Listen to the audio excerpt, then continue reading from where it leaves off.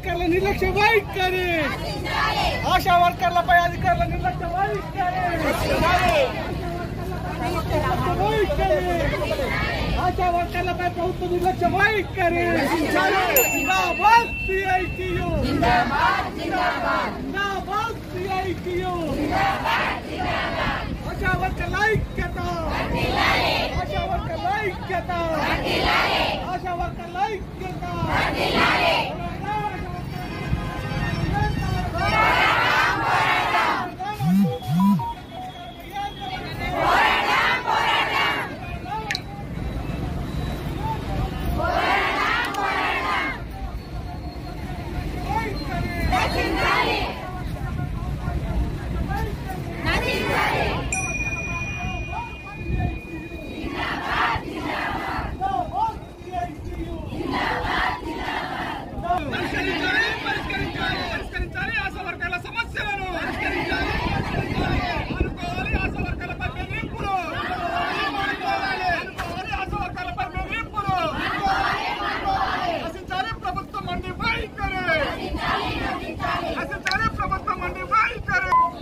ఆశా కార్యకర్తలు ఎవరైతే ఉన్నారో కనీస వేతనం లేకుండా మరి అన్ని రకాలటువంటి కరోనా టైంలో మరి కుటుంబ సభ్యులే రాని పరిస్థితులలో అనేక సేవలు చేసినటువంటి ఆశా కార్యకర్తలను ఈ ప్రభుత్వం నిర్లక్ష్యం చేస్తా ఉంది.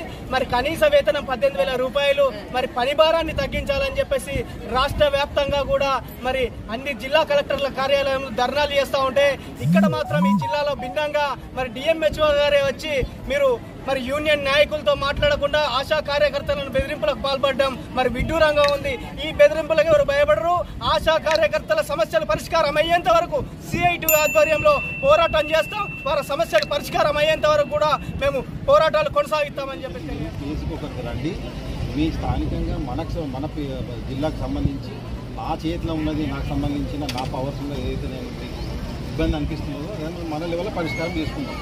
పాలసీ మ్యాటర్స్ ఏదైతే గవర్నమెంట్ డిసిజన్ తీసుకోవాలో, స్టేట్ లెవెల్లో జరగాలనో దానికి మాత్రం స్టేట్ రిప్రజెంటేటివ్ మీ రిప్రజెంటేటివ్ కూడా ఫార్వర్డ్ చేయడం జరుగుతుంది.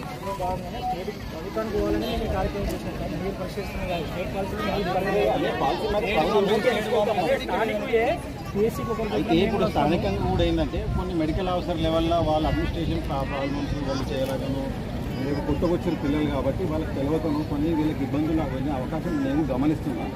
వారిని కూడా బీఎస్సీ మెడికల్ ఆఫీసర్ డిస్కస్ చేసి సాల్వ్ చేసుకున్నాను. మీరు నా దృష్టికి తీసుకురా.